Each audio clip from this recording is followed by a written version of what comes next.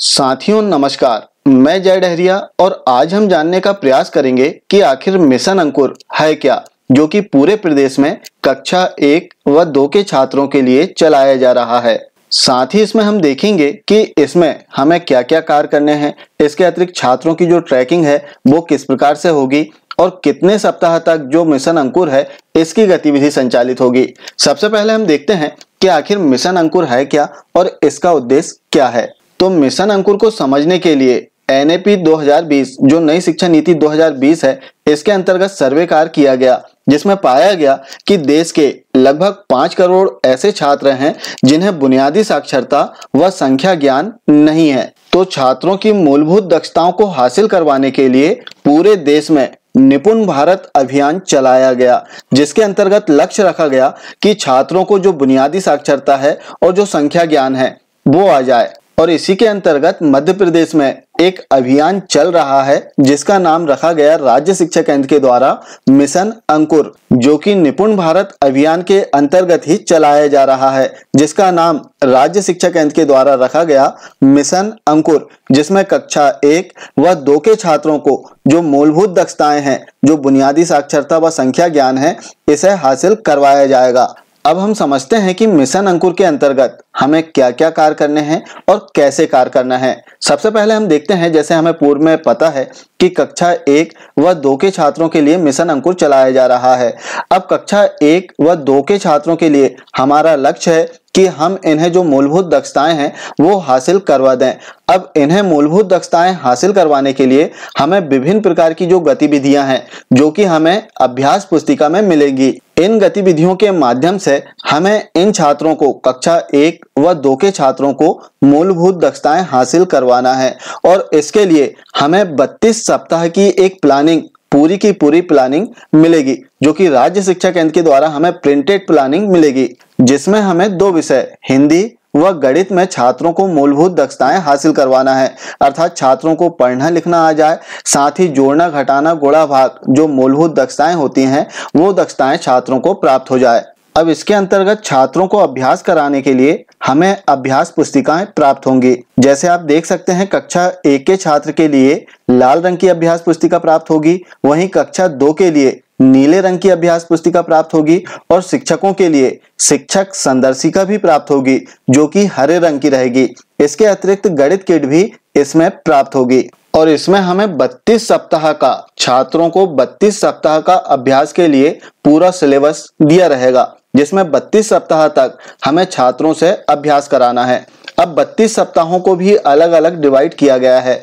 जैसे आप देख सकते हैं, गणित विषय के लिए पाठ योजना के प्रकार, जिसमें कुल 32 सप्ताह दिए गए हैं, सप्ताह 1 से लेकर 32 तक। अब इन 32 सप्ताहों को भी अलग अलग डिवाइड किया गया है। जैसे हम देखें तो सप्ताह 1 से 12 तक, इन 12 सप्ताहों को रेडीनेस सप्ताह के नाम से जाना जाएगा और इन 12 सप्ताहों को भी 2 भागों में विभाजित किया गया है, जिसमें प्रारंभ के जो 4 सप्ताह हैं, सप्ताह 1 से 4 तक, इसमें छात्रों से समान गतिविधियां हमें करवाना है। आसपास के वातावरण से, कहानी व अन्य गतिविधियों से छात्रों को जोड़ना है। इसके पश्चात सप्ताह 5 से 12 तक का भी जो सप्ताह है वो भी रेडीनेस सप्ताह ही कहलाएगा, लेकिन अब इसमें शुरुआती संख्या ज्ञान का परिचय छात्रों को कराना है। अर्थात अब यहाँ पर छात्रों की अभ्यास पुस्तिका ऐड हो जाएगी।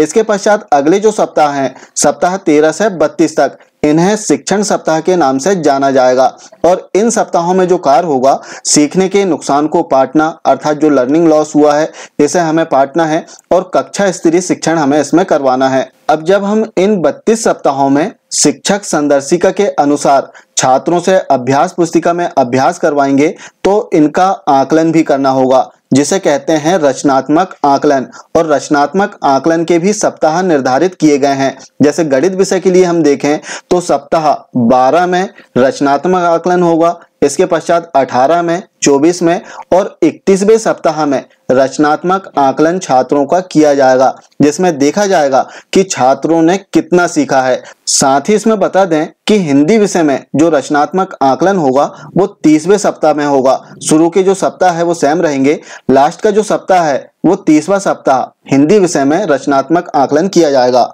आइए देखते हैं कि रचनात्मक आकलन किस प्रकार से होगा। जैसे आप देख सकते हैं पुनरावृत्ति सप्ताह पाठ योजना सप्ताह 12, 18, 24 और 31 गणित विषय के लिए। हिंदी विषय के लिए लास्ट में दूसरा सप्ताह रहेगा, जिसमें प्रारंभ के 2 दिन अर्थात जैसे 12वां सप्ताह में हम आकलन कर रहे हैं, तब इसके प्रारंभ के 2 दिवस उस तिमाही में पढ़ाई गई मुख्य अवधारणाओं की पुनरावृत्ति अर्थात हमें रिवीजन करवाना है। इसके उपरांत तीसरे दिवस में आवधिक आकलन करना है, जिसमें हमें देखना है कि छात्रों ने कितना सीखा, और आकलन करने के उपरांत जो मूल्यांकन कारपत्रक है इसे हमें भरना है। आइए देखते हैं कि जो मूल्यांकन कारपत्रक है अर्थात जो ट्रैकर शीट है छात्रों की, जिसमें हम चेक करते हैं कि छात्रों ने कितना सीखा है, इसे हम कैसे भरें। तो इसे चेक करने के लिए हम देखें तो एक ट्रैकर शीट हमारे सामने दिखाई दे रही है, जिसमें सामान्य सी जानकारी हमें फिल करना रहेगा। जैसे छात्र का अनुक्रमांक, यहाँ रोल नंबर लिख सकते हैं, या आपकी शाला का जो भी क्रमांक हो वो क्रमांक आप यहाँ पर फिल करें। इसके पश्चात विद्यार्थी का नाम, यहाँ पर छात्रों का नाम आ जाएगा। अब आप देखेंगे कि यहाँ पर कॉन्सेप्ट दिए गए हैं, साथ ही इसमें कोष्टक में आप देखेंगे कि संख्या दी गई है अर्थात न्यूनतम कितने आंसर सही होना चाहिए छात्रों के, वो दिए गए हैं। जैसे हम देखें संख्या तुलना, अब इसमें छात्रों के जो आंसर है वो न्यूनतम 4 जो हैं वो सही होना चाहिए। जैसे नीचे देखते हैं तो 2/5 लिखा हुआ है अर्थात 5 में से 2 आंसर छात्र के सही हैं। तब इसके आगे हमें क्रॉस कर देना है, क्योंकि छात्र से जितनी अपेक्षा थी उतना छात्र ने सीखा नहीं है। इसके नीचे यदि हम देखें तो 4/5 आ जाए तो इसके आगे हमें राइट टिक कर देना है, क्योंकि न्यूनतम जो इसमें दिया गया है 4 अर्थात 4 आंसर छात्र के कम से कम सही होना चाहिए। इसी प्रकार यदि 5/5 है तब इसके आगे हमें राइट का निशान लगा देना है। यदि 3/5 है तब यहाँ पर क्रॉस आ जाएगा। इसी प्रकार इसमें विभिन्न पॉइंट्स दिए गए हैं, साथ में न्यूनतम इसमें दिया गया है कि कितने आंसर छात्र के सही होना चाहिए। यदि न्यूनतम इतने सही हैं तब हमें उसके सामने राइट का निशान लगा देना है। जैसे एक भरी हुई ट्रैकर शीट हम देखते हैं, जैसे आप देखें तो यहाँ पर छात्रों के नाम लिखे हुए हैं। अब इसमें एक छात्र ऐसा है समर, जिसने संख्या तुलना में, चूंकि 4 न्यूनतम इसमें दिया गया है, इसमें 4 आंसर इसके सही हैं अर्थात 4/5, तो इसके सामने राइट का निशान लग गया। दूसरा छात्र है तेजू। अब तेजू के जो हैं आंसर 3 सही हैं 5 में से, तब इसमें 3/5 लिखा हुआ है, तो इसके सामने हमें क्रॉस कर देना है, क्योंकि जो न्यूनतम सीखना था छात्र वो उतना सीख नहीं पाया है, तो हमें क्रॉस कर देना है। तो इस प्रकार से हमें जो ट्रैकर शीट है इसे भरना है। अब इसमें कई सारे शिक्षक साथियों का एक प्रश्न आ रहा था कि जो ट्रैकर शीट है क्या हमें अलग से तैयार करना है, जो आवधिक आकलन का ट्रैकर है क्या हमें पृथक से किसी रजिस्टर में तैयार करना है। तो इसमें बता दें कि इससे संबंधित सभी प्रकार की सामग्री आपको राज्य शिक्षा केंद्र से प्रिंटेड मिलेगी। जो आवधिक आकलन का ट्रैकर है वो भी आपको प्रिंटेड मिलेगा। जो शिक्षक संदर्शिका है वर्तमान में प्राप्त नहीं हुई है, लेकिन सभी शिक्षक साथियों को मिलेगी। साथ ही मिशन अंकुर की जो अभ्यास पुस्तिका है कक्षा 1 व 2 के लिए, वो भी छात्रों को प्राप्त होगी। आपको अलग से किसी भी प्रकार की कोई ट्रैकिंग शीट बनाने की आवश्यकता नहीं रहेगी। आपको केवल जो सामग्री प्राप्त हुई है उसमें ही आवधिक आकलन का ट्रैकर प्राप्त होगा, जिसमें छात्रों के नाम लिखना है और इनकी ट्रैकिंग आपको इसमें करना होगा। और ट्रैकिंग की यदि हम बात करें तो जैसे हमने पूर्व में भी देखा कि 12वें, 18वें, 24वें और 31वें या 30वें सप्ताह में जो ट्रैकर है, छात्रों को जो ट्रैक करना है, जो आकलन करना है छात्रों का, वो किया जाएगा। वर्तमान में केवल जो गतिविधियां हैं छात्रों की वो हमें करवाना है। आइए देखते हैं कि अब छात्रों को गतिविधियां कैसे कराना है, इन्हें अभ्यास कैसे कराना है। तो जैसे इस संबंध में हम देखें तो शिक्षक संदर्शिका भी शिक्षकों को प्राप्त होगी, जिसमें सारा कुछ लिखा रहेगा। और आप देख सकते हैं कि जैसे हिंदी विषय की हम बात करें तो हिंदी विषय में 10, 20 और 20, 40 और 30, 70 मिनट का एक पीरियड रहेगा, जिसमें हम छात्रों से बहुत ही आसानी से अभ्यास करवा सकते हैं। अब अभ्यास का जो कॉन्सेप्ट है, जो सिद्धांत है कि किस आधार पर कार्य होगा, वो भी इसमें दिया गया है। जो शिक्षक संदर्शिका है इसमें भी आपको कॉन्सेप्ट देखने के लिए मिल जाएगा। अभ्यास का बहुत ही सिंपल सा कॉन्सेप्ट है, जिसमें दिया है आई डू अर्थात मैं करूं, फिर वी डू अर्थात हम करें, और फिर यू डू अर्थात आप करें। जैसे इस संबंध में हम देखें, जैसे आप देख सकते हैं मैं करूं, आई डू, इसमें शिक्षक द्वारा अवधारणा का परिचय या विशिष्ट कौशल का प्रदर्शन करके सिखाया जाएगा। इसके पश्चात बी डू, हम करें, इसमें विद्यार्थी और शिक्षक के द्वारा मिलकर विशिष्ट कौशल का अभ्यास किया जाएगा। और लास्ट में यू डू अर्थात आप करें, इसमें विद्यार्थी द्वारा स्वतंत्र रूप से या न्यूनतम शिक्षक भागीदारी के साथ कार्यपत्रक पर अभ्यास करना है। तो इस प्रकार इसका जो कॉन्सेप्ट है आई डू, वी डू और यू डू का दिया गया है। तो इस प्रकार इसमें हम देखें तो सारी जो सामग्री है हमें प्राप्त होगी, अभ्यास पुस्तिका प्राप्त होगी, शिक्षक संदर्शिका प्राप्त होगी, वहीं गणित किट की यदि हम बात करें तो गणित किट भी प्राप्त होगी जिनसे छात्रों का अभ्यास कराना है। ट्रैकिंग के लिए यदि हम देखें तो समान सा है, इसमें शिक्षक के लिए ट्रैकिंग होगी और छात्रों के लिए ट्रैकिंग होगी। जैसे हम देखें कि शिक्षक संदर्शिका में जो दैनिक पाठ योजना है वो मिलेगी, ट्रैकर मिलेगी। ट्रैकर की यदि हम बात करें तो ट्रैकर दो प्रकार से है, पहला शिक्षक के लिए, दूसरा विद्यार्थी के लिए। विद्यार्थी के लिए कैसे ट्रैकिंग सीट हमें भरना है इसे अभी हमने देख चुका है। शिक्षक के लिए कैसी ट्रैकिंग सीट होगी इसे हम देखते हैं। बहुत ही समान सा है, इसमें अतिरिक्त कोई भी ट्रैकिंग आपको नहीं करना है, सारी कुछ सामग्री मिलेगी। जैसे आप देख सकते हैं ट्रैकर शिक्षक के लिए, अब इसमें सप्ताह 23 एग्जाम्पल के लिए लिखा हुआ है, सप्ताह 1, 2 की भी आपको ट्रैकिंग सीट मिलेगी। तो इसमें पहले सप्ताह में या दूसरे सप्ताह में या जिस सप्ताह में आप कार्य करवा रहे हैं, यहाँ पर आपको पर्टिकुलर सप्ताह की जो विषय वस्तु है वो लिखी रहेगी। साथ ही इसमें हमने देख चुका है कि कक्षावार कलर कोड दिया गया है। यदि रेड कलर में है तो रेड कलर से तात्पर्य कक्षा 1 के लिए, यदि ब्लू कलर में है तो कक्षा 2 के लिए। साथ ही ट्रैकिंग की यदि हम बात करें तो हरे कलर में ट्रैकिंग सीट जो शिक्षक संदर्शिका है वो हमें प्राप्त होगी। तो इस प्रकार से यहाँ पर कलर कोड भी दिया गया है, तो कलर कोड से आप और स्पष्ट कर सकते हैं कक्षा 1 के लिए अलग कलर है, 2 के लिए अलग कलर है।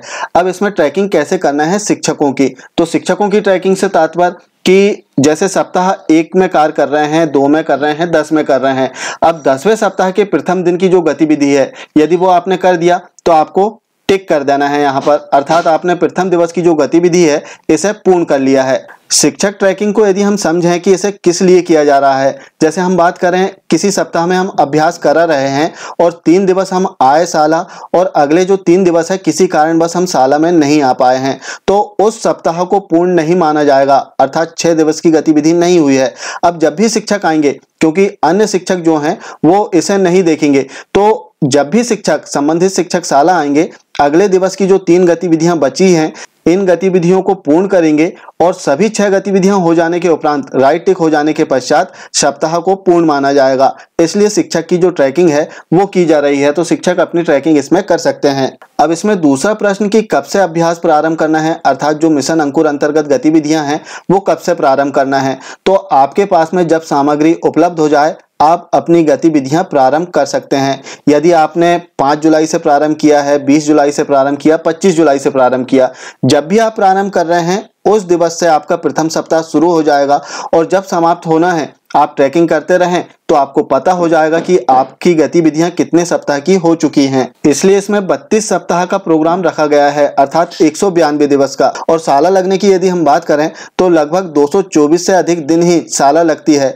तो 192 दिवस पर्याप्त है। यदि कोई शिक्षक नहीं भी आ पाते हैं तो 224 दिवस पूरे साल भर में सालाएं लगेंगी।